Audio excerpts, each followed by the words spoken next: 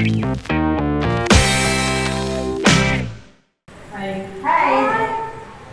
Okay, so this is more of like just sharing an experience and then getting your thoughts on it.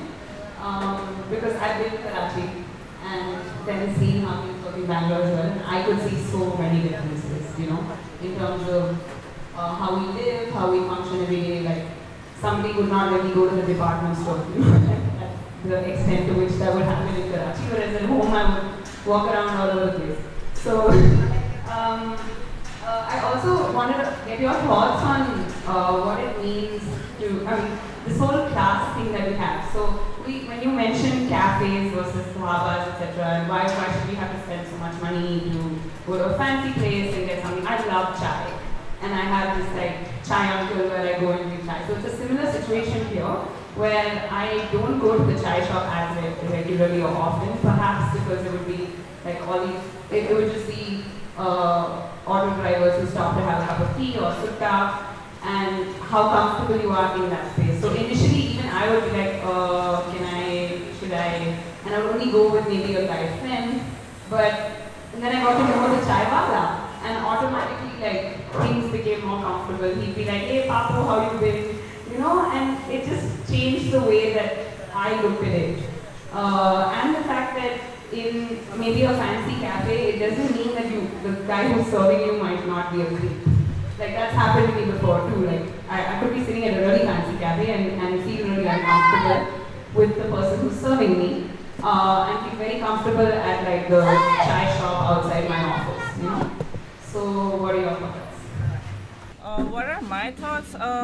I don't know. I'm conflicted about these newer dhabas that have popped up. The argument comes back to gentrification in many ways. What is the purpose? Yes, they do increase mobility, but then there is a certain kind of another kind of exclusion that they are perpetuating in terms of classism, in terms of who can be there, who can access that space. So I'm a bit conflicted about the newer ones that have popped up. I feel like we need to get across those delineations in some ways and blurring them, which is why I like this initiative and can get behind it more. Like even when you go to one of these high-end dhabas, right, वहाँ पे kind of boundary बनी हुई होगी. You'd never see one of those at these dhabas, which are all called Quetta Hotel for some reason. So and you'd see a guard there. So there's a sort of policing and surveillance aspect which I do not associate with a true public space, because it instantly like has a wall. So we're not sure if we can get behind that. Yeah.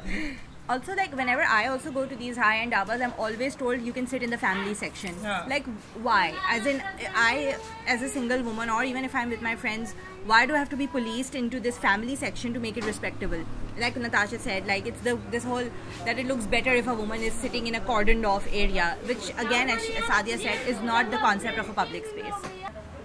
Yeah, that's a good question. It's about membership and how do we go about it across class in many ways. We don't. So far we haven't.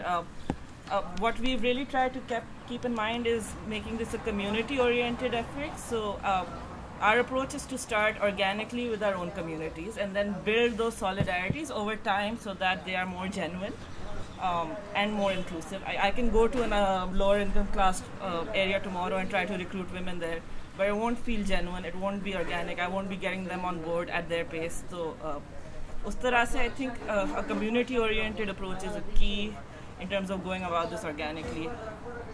Yeah, and whether some of the other members have been abroad or not, our experiences as women are so central to our communal building efforts that we all end up relating to each other anyway. I think so. Something that people are there like, oh, girls at dhabas movement, and थोड़ी sensationalization हो जाती है foreign media से especially. So we're like being very wary of international media requests these days and not really giving in, because no matter what they say, they always end up like fucking it up, right? And we don't think of ourselves as a movement. Like there are movements in Pakistan. There is a gender movement. It's been going on for decades, way long before there was any girl at any dhaba, and there have been girls at dhabas before us. But what this is more, we see it as like a way to start a discourse and share experiences and use experience sharing as the grounds for some sort of change. ripple effect. So when you're talking about experience sharing as your main tool, then the pace is going to be very slow. So we're not looking for some kind of overnight fixing of Karachi and Lahore streets ke haan auratein aa jaएं. I don't think that's going to happen in our lifetimes even. But because there is so much within feminism, we feel like this is an important aspect of it that needs a space to be talked about. And it wasn't something we sat down and decided, okay, oh, let's talk about this, right? It organically happened, which convinces us that it needs to be talked about because it surfaced. And also, public space is the lowest common denominator. Within feminism, I think it's one of the few issues that within affects... feminism, to shukr. Within feminism, I think it's one of the few issues that affects all women. Beyond just domestic violence, you have a certain percentage and all of that. Public space is something every woman in Pakistan would probably think about her relationship with at one point or the other. So, us tarah se, I think it's a good issue to bring everyone on board, potentially, you know. जैसे चाय is also the lowest common denominator. ये सारा का dialogue था चाय. हमारी दोस्त. तो ये है बात. Bollywood I think influences Pakistan as much as India, I guess. जितना लोग यहाँ पे भी काफ़ी craze है और लोग देखते हैं और inspire होते हैं, तो जो वहाँ पे उसका potential है वो यहाँ पे भी है potentially, I guess. थोड़ा ज़्यादा slow होगा, but होगा. Yeah, it's the same. It's all the same hypocrisies of like entertainment, right? Where everyone will rush. All men will be like my own father will watch item songs at home, right? And it's like, but he'll police what I wear. And if I'm showing like even this attire that I have on right now, sleeveless, is unacceptable to him at home. So वो देखेंगे सारी फिल्में और but then think about how Bollywood depicts family values, how it depicts what ambition for women look like, and even within Pakistani media there has been, although like Urdu shows की अपनी एक है history जो कि India से आ रही है, but we've also internalized a lot of the soap opera के जो values होते हैं जो TV पे आप लोग देखते होंगे. Similarly with ads, although lately I think the ad industry, and even I don't know within Bollywood, but fringe groups like All India Bakchod or Girly Appa, like all of these new groups, and these new Girly Appa, Ladies Room, that's an amazing web series. Amazing. So those kind of things we don't really see happening here. So it gives us some like sort of I think we draw fuel from that, like seeing okay across the border the conversation has within limited circles, yes, but it's happening, it's progress. People can at least question slut shaming, right? Yahan pe you can't even bring that up because sex is so taboo. So talking about sex is automatically like it's not a layer we've been able to openly discuss through our initiative. So those limitations are more, I think, intense, and it gives us inspiration to see some cutting edge work coming from India, people who are trying to challenge these narratives, women who are doing this, and we think okay वहाँ हो सकता था तो यहाँ भी eventually हो जाएगा, एक ही जड़ से आ रहे हैं ना. Next question. How do your immediate families feel about the initiative? Are they supportive? We'll take turns. Okay, you start. You're the best with the family situation. Okay, so my father is our biggest supporter, but he loves it. He reads everything that the page posts, and then he will ask, is this Sadia? Is this Natasha? Like he knows all the names, and even if at home I'd say I'm going to meet at a dhaba, they'll say, oh, is it a girls at dhabas meeting? And I think even Sadia can tell you she met my father on a flight, and she was like, oh my god. I am sitting on a flight, and there's this old gentleman sitting next to me, and he's reading a book. I slept throughout the flight. When we were getting up to leave, we landed in Karachi. We start talking, just like what do you do? And so I'm telling him, and usually older people don't know about girls at dhabas, right? Yeah. So it's a shock for me when they do, especially a man. So he's like, what do you do? I'm like, oh, I'm a writer, this, and I also do this other like women thing. He's like, oh, what do you do? I'm like, have you heard of Girls at Dhaba? You probably have. He's like, yes, of course I have. Do you know Atya? And I'm like, that's so, yes? He's like, oh, she's my daughter. I'm like, oh my god. So her father is really great. Unlike mine, who he doesn't know much about it. He knows that we're trying to gather funds to open a dhaba. He thinks it's a terrible idea, that I am whacked and I'm ruining my life and I should be doing some kind of a settled job. So he doesn't. I don't know if he's ever seen the page. I've never talked to him about it, but I know he has an idea that she does go to dhabas a lot. But what is Girls at Dhabas? What does it do? The fact that I've put myself out there is not something he's as familiar with. My mother wasn't familiar with it initially, but she's very technology savvy. So वो Facebook पे पहुंच गई और उन्होंने देख लिया Girls at Dhabas, and then she was freaking out a lot because pictures of me in public with boys, pictures of me with cigarettes. I'm writing about really intimate experiences in public space and otherwise from my life.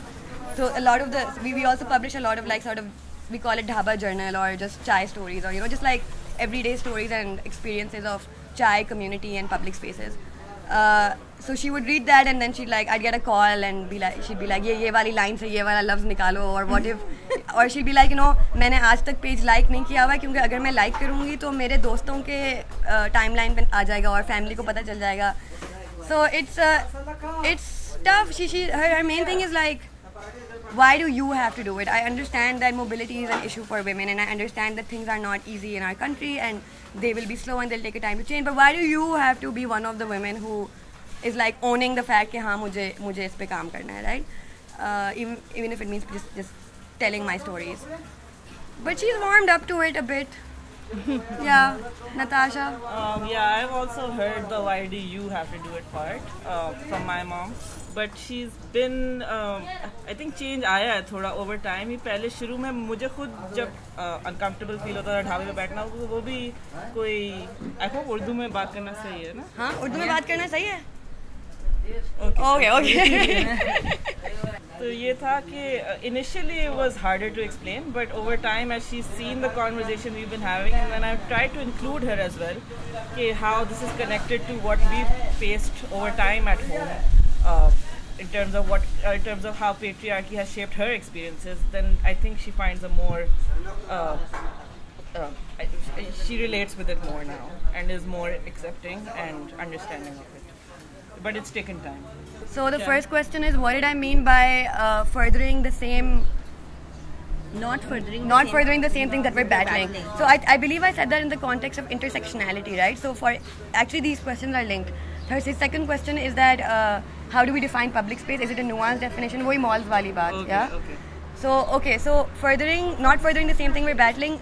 So if we're saying that, public spaces should be more accessible and should be seen with the narrative of access rather than fear or exclusion, then we have to understand how it's like we're not just talking about gender here, we're also talking about money and class, right? Because gender is just one of the many identities on the basis of which somebody is excluded from public space.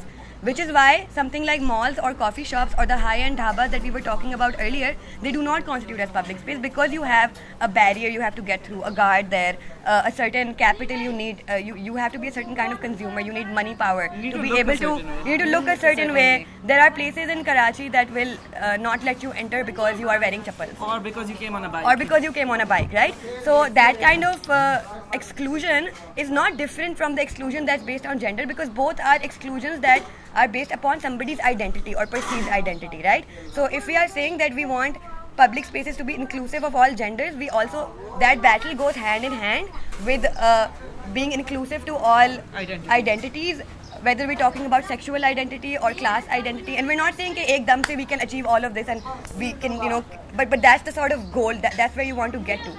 And if that's where you want to get to, then our kind of our kind of storytelling or struggles cannot be rooted in the private public spaces that you're talking about. For example, high-end dhabas, because we could have been, we could be having these conversations and bringing people, taking girls with us to these high-end dhabas where they'd feel safer and more comfortable. But then we are perpetuating the same system, which is of exclusion, that we are saying we want to battle. And also, does that explain what you were getting at? Yeah? Okay. Atiya will add more. Okay. My point was also like, as Natasha said, if we go to high-end dhabas or public private spaces, it's all again perpetuating the idea that you need to be safe and protected, which is not the main thing. I think one thing that I've learned through them is like how certain, like the fruit seller and all of these men are kind of villainized, and they are seen as a threat when they actually, when Sadia can tell you, these interactions are not that threatening. It's not actually not that threatening to be out in public space. And as violence, as they said, violence occurs more in private spaces. I mean, physical, yeah. So Physical, like, and so then the idea that you need to be safe and protected is also again patriarchal. how do the dhaba staff and owners react to you and your initiative? Okay. I mean, so far, किसी ने मसला तो नहीं डाला. We also don't like make a fanfare, you know. Yeah, we we don't don't. like come with a hi, we are the girls and we are here here. to take over your dhaba, हाँ. Yeah, इस तरह से नहीं. like right now we're a bit of a scene because there are these like there's all this gear here and There's there's a laptop laptops and and mics and there's an there's odd some side. So filming you know it's kind of like us declaring like look we are here, but that's usually not the kind of energy we believe in going into public space for. Like yeah, sometimes when there's a lot of us, in the end of it we'll sit down together and pose and take a picture. But you know the idea isn't ke oh you put on a show. The idea is that you interact with the space and you normalize your own experience and you kind of lessen your own fear a little bit each time.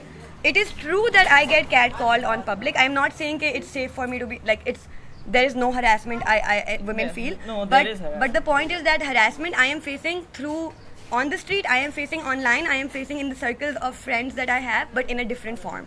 So that is there regardless. It's not an exceptional It's not an exceptional harassment. It's like and the way to like it'll only change if the landscape changes, right? Yeah. But even then, if there are let's say 2 incidents of someone catcalling, then there'll be 8 where okay they looked and then they looked away.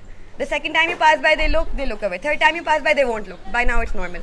As for dhabas, I think because of the space that it is where people aren't really there for pundi. How do you translate that? Do you guys know what pundi is? Like it's a term used to Check out girls. to check out girl. Like imagine a bunch of guys just like sitting near the sea in Mumbai, I guess, because we have sea view पे बहुत होते हैं यहाँ पे, and they're just like there to just check out girls, so it's called doing pundi. You just gather with the intention that No, and also like friendships, right? I mean, friendships, yeah, with with dhaba owners, with people who work there. the assumption. Especially when you've been to a dhaba more than like a few times and it's become a place where you frequent, then there are relationships to be made there with the people around you, and that's also a new another barrier being broken. One man had come up to me basically at a dhaba and asked for my number. A random man, not someone at the dhaba. Someone in a car got off, came up to me asking for my number. So I like shoot him away, and then afterward the dhaba wala came up to me and sat down and we had this amazing conversation. And I realized that this is like, is this what we're scared of? मतलब नहीं, और Violator में भी लिखा हुआ है. Violator में भी लिखा हुआ है कि the fear is not that you will get harassed outside on the street. The fear is that you'll develop sexual relationships with people across different from your class. So that is at the core of even feminism. I think Nighat S. Khan, who has been actually a fierce critic of ours, but also said the same thing. Pakistan would have like achieved more pluralities when an upper class woman can marry a lower class man. तो ये खुद उन्होंने कहा था, तो उसी को बात को लेके this could be one step in that direction. I don't know. There's our dhaba friend. Hello. Salam. This is Fair Hall. वहाँ बैठ के हम क्या बात कर रहे थे इस दिन? क्यों थी ये meeting? I think so. Was this for Kandil? No, it was just a feminist collective. It was just a feminist collective meeting. The feminist collective popped up recently as well as a response to address sexism within leftist activist circles. So to talk about women's experiences within activism and how sometimes there's harassment there too, in spaces you wouldn't think there would be. That is my mother. This is the only. It took 2 years to get her to come with me to a dhaba and to convince her to take a photo. So this is like a personal victory. This is the festival. Pilot dhaba. This is the first time we set up a dhaba at a festival. We did it so this is what our dhaba looks like. It's not very elaborate. And we made people wash their own cups. Oh yeah, we made people wash their own cups. Which is the parties over there. The men were trying to get out of it, and we're trying to get the women to do it. We had like people stationed there, not as a police, but just like gentle reminder कि आप अपना cup धो लें. धो के वापस दें ताकि और चाय बने. ताकि और चाय बने. And this was very tested. Okay, can we do this? Can we make chai for people who keep coming and going? And so it was at a festival. And this was a super elite space. You know, like this is called Beach Luxury Hotel. उन्होंने हमें कहा कि आप आके यहाँ पे ढाबा खोले. मुझे उसकी समझ में नहीं आई थोड़ी बात कि कैसे होगा, इसका मकसद क्या होगा, what is this going to achieve. फिर हमने सोचा कि maybe to make this a bit more self-reflective and introspective, we should ask people to wash their own cups and experience self-reliance maybe for a bit. But I think about this corner, it was really interesting because I was stationed and telling people to wash their cups. It was literally sisters who were recording their brothers who said that, oh my god, he's never done that. मैं कल protest में गई थी. Oh, talk about that. Yeah. To protest against the murder of this kid in college, which is I think a very public space issue as well, who was lynched and murdered in a very horrific way because he was accused of blasphemy. But it was a beautiful protest. We recited a lot of poetry. Beyond Press Club, we went around other parts of the city, walked around together. Narebazi bahut zor se ki. Maza aaya. Oh, it was amazing, and I had tears in my eyes, believe me. It was, I think I'm proud of my friends here for doing this, and you guys are awesome. I thought it was amazing. It was one of the best talks that we've ever had here. This is one of the most amazing talks that I've ever come to in Creative Mornings, probably because of the content and the kind of experiences that these guys have gone through, and they're really putting in a really good effort there, and we're so happy to see what they're doing in Pakistan. And I see a lot of connect between there and here. So glad to see all the beautiful pictures too, and cheers to you guys. You guys are doing something really nice. It was extremely delightful, I think, and it was good to see the perspective from, because to be honest, for me the interesting part about it was that I was trying to I was experiencing Pakistan to some extent, really up close. I did not imagine it to be like that, and to be honest, I think that's the first thing, that kind of veil that went up from my eyes, and I was like really surprised that it is no different from the way we are, right? And I think we need to have more dialogue.